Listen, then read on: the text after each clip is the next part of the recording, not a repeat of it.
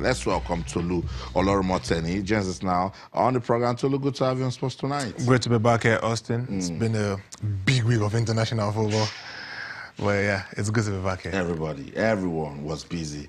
Okay, so with that, she's just mentioned big week of international football. Let's let you know that it's now 77 more days to the 2018 FIFA World Cup. So how does that make you feel 77 already? Less than 2 months. I'm buzzing. Absolutely. You know, there's this thing that comes with international football. You can't buy quality. You only parade what you have, and which means that we have a level playing field everywhere. Look at Argentina against Spain, 6-1. No one saw that coming. That is what you get from international football. And the World Cup, it doesn't get bigger than that. And that is why we all look forward to it. So 77 days, barely 2 months and a couple of weeks. I'm absolutely buzzing, Austin. Absolutely. So countries are getting ready. They are preparing for the 2018 FIFA World Cup. The Super Eagles of Nigeria, they did their part, played Poland. They won by a single goal and then lost 2-0 to Serbia. Let me get your thoughts quickly on those matches. The game against Poland, I thought we were poor. Yeah, we won, but we were poor. We played better against Serbia. For real? Yeah. Against Poland, we had just a single shot on target, and that was the penalty Victor Moses scored. We struggled to create chances. We struggled to, we didn't have a particular attacking identity, and it was very obvious. I thought we were lucky a couple of times too. One time the ball crossed the line, and Francis was jittery in the beginning, and then he grew into the game. Well, we're thinking we'll get a different feel in the second game against Serbia. Yeah, defensively we looked a lot more compact, but we're too flat in midfield and attack. And one thing became far more obvious is the fact that Odion Ighalo, we still do not have a replacement for him. If he's not firing, we do not have a credible replacement who we can call on and say he will do a perfect job. That became very obvious. The both friendlies equally revealed the importance of John Mikel Obi, Leon Balogun, and Odion Ighalo. Could it be because, let's take away their individual influence, is it because they have been playing together for some time? I thought the individual influence matters more. Before the games, you remember, Austin, last Thursday, I was saying that we lacked a calming presence in midfield, and I wanted to see what Joel Obi will offer. Well, we saw Joel Obi play over about 120 minutes in both games, and yeah, even though he played well, someone tweeted jokingly and said that he played like he equally needed John Obi and Mikel Obi to come assist him. Look, he brought some calm, but not as much as Mikel does. You like his tackles? Yeah, I thought he was rash sometimes. I thought he wouldn't get by some of those tackles at World Cup if he continues that way. And one thing that was a lot more obvious is the fact that we cannot play Ndidi and Onazi together anymore. We will be exposed like we saw. So I thought... What if you're meeting a compact midfield team? Don't you think Ndidi and Onazi can help in locking them down? Well, the problem is when we win the tackles, when we win the ball back, we lose them almost immediately. They will hurt us. We need to be able to do something precise and intentional with the ball when we have it.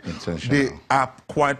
Somehow the transition was too poor. No, maybe because they're more defensive-minded. Would you have loved to see something different with John Ogu? Yeah, with John Ogu, the difference is he's quite comfortable with starting attacks from deep. He looks like your deep line playmaker at times.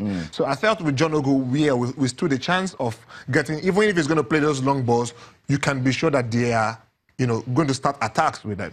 In the case of Ndidi and Onazi, no, that wasn't the case, and it was obvious. So I thought with the John Ogu, or maybe with the defensive midfielder we had at the Olympics, Azubuike, who unfortunately still hasn't been invited. I thought we have some quality in terms of a deep line playmaker like John Ogu. John Ogu is not getting the minutes. John Ogu is not doing enough. Yeah, we'll return to that. We'll return to that. It's the World Cup, so all of these checks and balances will continue until June the 14th when the World Cup will kick off. William Troost Ekong is a reliable defender for the Super Eagles of Nigeria. Says, look, we understand that the World Cup is a big deal, but this Super Eagles team can still do well. Let's listen to him. Yeah, I give ourselves very good chances. I don't want to say where we're going to get to. I think, first of all, we have to try and get out of the group stage, seeing the difficult group that we're in, first of all, So, but after that, I think it's going to be anyone's game. I think at a big tournament like that, Most games can go either way, just depending on how the occasion is. So, yeah, I think we've got a good chance. Yeah, so of course, Croatia to start with, they're a very good team. They've got some world stars in their team, and they're known, I think, for doing well at tournaments as well. Iceland, they really came on the map for me personally when I saw them beat England at the Euros, and obviously the kind of tournament they had there. And Argentina, I don't think needs any explanation. So, yeah, it's going to be difficult. I don't think any team that's qualified for the World Cup is going to be easy. However, I think we've got a really hard bunch, and it's going to be a real test. I think if you can come out of this group, then, like I said, we can go far in this tournament.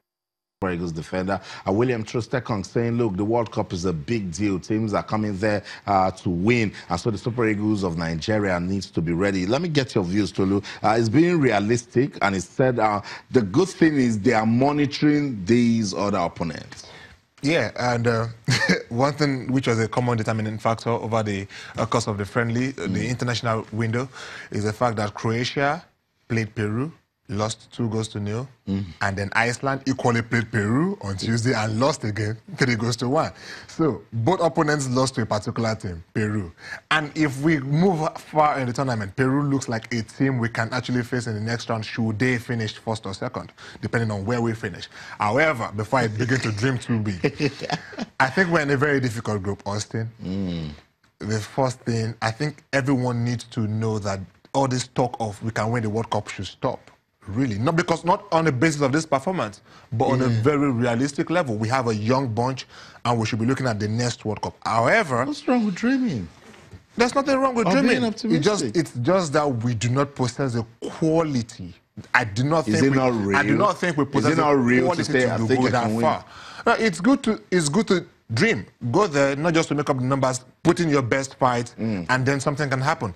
But on paper, based on quality that we currently have in the team and how the team has been playing for a while now, we don't look like that team yet that can upset either Argentina or Croatia. Yeah. We have struggled to attack. Look, against can someone say Argentina have what it takes to win the World Cup? Argentina. Yeah, you can say that. They have Lionel Messi. He is the difference. He is the difference every day of the year. He is the difference. That was what I was waiting to hear. Because Argentina had a poor run qualifying for the World Cup. Argentina hasn't been particularly good with the friendly matches, but they still command respect. Yes, look at it. Again, I said you have Lionel Messi. During a poor run, Messi was away. That was when he said he had retired. And then he came back and then began to win all the matches they needed to win to qualify. The Messi factor. You can't take that away from Argentina, from any team at all.